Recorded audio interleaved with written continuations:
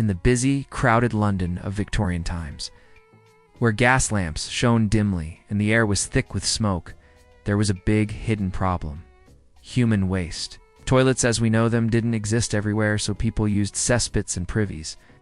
These would fill up with human poop and pee, creating terrible smells and spreading sickness. Someone had to clean up this mess, and that was the job of the night soil collector.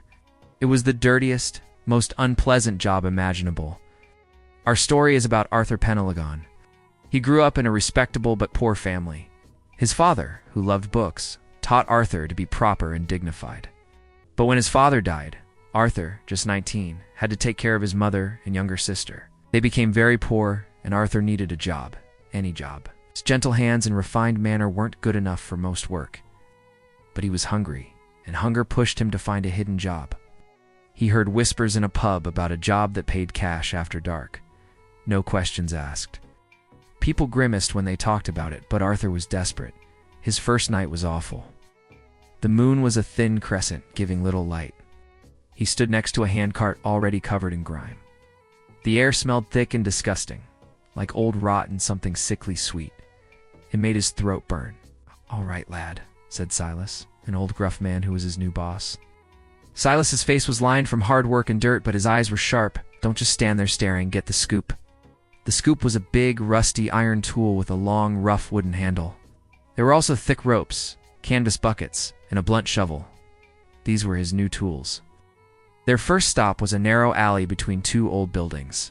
In a corner was a wobbly wooden outhouse, a privy. The smell here was strongest, hitting Arthur like a punch. He gagged, feeling sick. "Down you go," Silas grunted, pointing to the open pit under the privy. "Be careful and watch out for rats. They're very bold." Arthur forced himself to swallow. He climbed down into the shallow, slippery darkness. The ground squelched under his boots. The air was heavy and made it hard to breathe. He could feel heat coming from the decaying stuff below. He pushed the scoop into the dark, thick mass. The sound it made, a soft thwomp, made him shiver with disgust. He pulled the scoop back, full of the horrible waste. "Steady," Silas instructed, pulling the rope attached to the bucket Arthur was filling. "Don't spill. Every bit is worth money." The work was disgusting and never-ending. Scoop, lift, empty. Scoop, lift, empty. His young muscles ached from the heavy buckets. The terrible smell soaked into his clothes, his hair, his skin. He felt like he was becoming part of the dirt. By the time they finished and the first light of dawn appeared, Arthur was sweating, shaking from tiredness, and deeply, profoundly disgusted. Days passed, blending into nights. Arthur never completely lost his disgust, but it became a dull, constant ache. He learned the silent rules of his job: how to tell how deep a pit was, how to move the heavy cart through the quiet streets, how to prepare for splashes or rats. He learned that the job wasn't just about strength, it was about grim patience. Silas, his rough teacher, became more than just a grumpy old man. He offered practical advice and a shared silence that was a kind of comfort. "It's honest work, boy," Silas would croak, his voice rough from years of breathing bad air. "Stops the plague, if nothing else. Someone has to do it, right?" They worked on all kinds of privies. Some were simple, shallow holes behind poor homes, often overflowing. Others, behind richer houses, were deeper and better built. But all of them held the same awful waste, showing that everyone, rich or poor, produced the same stuff. The dangers were always there. The gases from the waste could make them dizzy, give them headaches, or even make them pass out. Silas had seen men die in the pits from these unseen fumes. Arthur quickly learned to recognize the sharp smell of a dangerous gas, a warning to get out and let the pit air out. Rats were another problem, bold and numerous, sometimes biting them. And disease, though unseen, was always present in the filth. But even with the horrible work, Arthur started to notice things. Working at night, when the city was asleep, gave him a unique view. He saw the dim lights of people reading late, the shadows of lovers, and lonely figures pacing in rooms. He saw private, vulnerable moments that the city usually hid. And he saw, closer than anyone else, the discarded bits of countless lives. One still damp night, when the fog seemed to swallow all sound, Arthur made an unusual discovery. They were cleaning a cesspit behind a nice, well-kept house. The pit was very full, more than usual. As Arthur waded through the thick, gooey sludge, his scoop hit something solid. Oh, it wasn't a brick or a stone, but something soft yet firm. His heart gave a strange little thump. He carefully hooked it and, grimacing, pulled it out. It was a small, finely carved wooden bird. Its wings were chipped, and one leg was broken. But he could still see the delicate feathers and tiny, expressive eye under the caked dirt. It was clearly a child's toy, maybe handmade, definitely loved. It felt completely out of place in the reeking garbage. Arthur paused. Should he just throw it away with the rest? It's just a broken toy. But something about its careful making and the clear love it once had stopped him. He looked at Silas, who was busy with another bucket. Silas hadn't seen. Quickly, Arthur wiped the worst of the dirt from the bird and slipped it into his work bag, deep among his ropes and lunch. It felt strangely heavy in his pocket, a tiny, silent question. Later, as they walked through the streets before dawn, the wooden bird still pressing against his leg, Arthur couldn't stop thinking about it. Silas, he said quietly, do you ever find strange things in the pits? Things that are tash? Silas grunted without looking. Plenty. Money. Sometimes. Jewels. Once. People get careless or desperate. They throw away more than just their waste. Boy. They throw away their hopes, their secrets, their shame sometimes. He paused. Seen babies too, stillborn or not. His voice was flat, showing no feeling, like someone who had seen too much. Arthur shivered. He thought of the delicate bird, then of the hidden sadness Silas hinted at. His own curiosity, which had been asleep, began to awaken. For the next few weeks, Arthur paid closer attention to the house. At night, while he worked in the fowl pit, he would look up at the windows. Sometimes he'd see a faint light and the outline of a woman. She often seemed to be standing there, looking out into the darkness, a figure of quiet sorrow. He never saw a child. He wondered about the bird. Who made it? What child played with it? Why was it thrown away like that?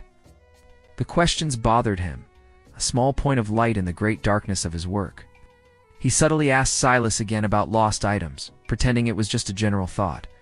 Silas, surprisingly, spoke more about it. People forget things, or they dump them when they don't want them anymore. Found a man's false teeth once, in letters, whole bundles of them. Love letters. Angry letters. You wouldn't believe the stories a cesspit can tell you, Arthur. They're like living history books, but ... smellier. He made a dry, rasping laugh. But you leave them alone. It's not our business. We collect the dirt, not the souls. Arthur nodded, but the words stayed with him. Not the souls, yet he felt, in a strange way, like a quiet confessor, seeing the intimate, discarded pieces of lives. Summer ended, and a cold, wet autumn began. The air got colder, the fogs thicker, and rain became a constant friend, turning the already dangerous streets and backyards into a slippery, muddy nightmare. One night, a fierce storm hit London. They were supposed to go to the Islington house again. The thought filled Arthur with dread. The cesspit there was usually deep, and with the storm, it would surely be overflowing. Indeed, when they arrived, the wooden outhouse was leaning dangerously, and a rush of dark, thick liquid was pouring over the edges of the pit. The smell, usually overpowering, was now weaker because of the rain, but stronger because there was so much waste. Damn it all, Silas cursed, pulling his hat down. This job is fit for the devil himself. Arthur tied the rope tightly around his waist, giving the other end to Silas. He would have to go deeper than ever, so almost completely underwater, to clear the blockage. The water was freezing, quickly soaking his clothes. The feeling of the unknown sloshing around his legs, the constant fear of slipping, made it even more horrifying. He worked blindly, the lantern light barely cutting through the gloom and the swirling water. Scoop hit something soft, yielding, but clearly there. He reached down, his fingers closing around a small, wet bundle. He pulled it out, bringing it closer to the dim light. It was a small, beautifully embroidered piece of fabric, maybe a child's shawl or a blanket, and inside it, another wooden object. But this wasn't a toy. It was a tiny, roughly carved human figure, its features smooth from time and water. A chill, colder than the rain, went through Arthur. The broken wooden bird, the The sad woman at the window, this small wet cloth, this tiny featureless figure. It all came together into a single, heartbreaking story. He didn't find a body, but the silent message was deep and heavy. A child, perhaps lost to sickness, and a mother's desperate, sad act of burying her grief in the only place she could, among the city's discarded secrets. He looked up at the window where the woman's shadow sometimes appeared. There was no light now, just deeper darkness. He felt a profound sadness, a knowing that went beyond the physical disgust of his surroundings. Silas, feeling Arthur's strange quietness, gently pulled the rope. "Everything all right, lad?" Arthur didn't answer right away. He just held the small, wet bundle tightly. "Just a lot of it," he managed, his voice thick. When they finally finished, shivering and stinking, Arthur was quieter than usual. He'd kept the small wooden figure, wrapped in the child's cloth, hidden. Silas, surprisingly, didn't ask questions, knowing eyes at Arthur with his tired, knowing eyes. "Some things are best left buried, lad," he mumbled, his voice softer than Arthur had ever heard it. "Not all stories have a happy ending. Not all endings need to be told." Arthur kept working as a night soil collector. Smell never truly left him, a phantom feeling under his fingernails, in his hair, a constant reminder of his terrible job. The hard physical work was always tough, each shift a battle against tiredness and sickness. But something inside him had changed. He still saw the trash, the poop, the broken things thrown away. But now, he also saw the silent stories they hinted at. He saw the waste as a part of human life, holding traces of lives lived, joys whispered, and sorrows buried. He wasn't just someone who removed dirt. He was a silent guardian of the city's hidden side, a listener to its forgotten tragedies. The small wooden bird and the tiny figure stayed hidden in his poor room, a quiet reminder of the hidden sadness he had witnessed. He didn't know the full story, and he knew he never would. But he understood the pain, the desperation, and the quiet ways people remembered, even the rich ones in Victorian London, forced to do so in the darkness. His job was gross, no doubt about it. It was disgusting, dangerous, and nobody thanked him for it. But he also realized it was essential. He was part of the unseen machine that stopped the huge, crowded city from drowning in its own waste. He was a small, dirty gear in the huge, complex system of city survival. And in that understanding, in the quiet dignity of his necessary work, Arthur Penelagon found a strength he never knew he had. Walked the dark streets of London, not with shame, but with the quiet knowledge that he was seeing its deepest, most human truths, one stinking pit at a time. The smell of necessity was no longer just the stench of waste. It was the faint, lasting echo of 1,000 untold stories.